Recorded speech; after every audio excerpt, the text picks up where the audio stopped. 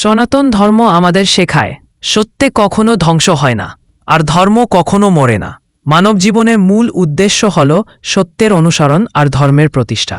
সত্যে হলো যা সর্বদা ছিল, আছে এবং থাকবে, আর ধর্ম হলো সেই পথ যা মানুষকে সত্যের কাছে নিয়ে যায়। যেখানে ধর্ম নেই সেখানে সত্যে নেই, আর যেখানে সত্যে নেই সেখানে শান্তি নেই।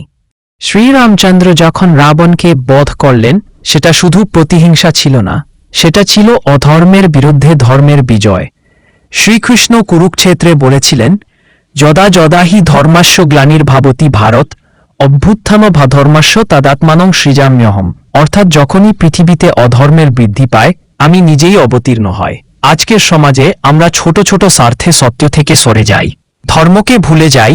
কিন্তু মনে রাখুন, যে নিজের ধর্ম পালন করে সে কখনো পথ হারায় না।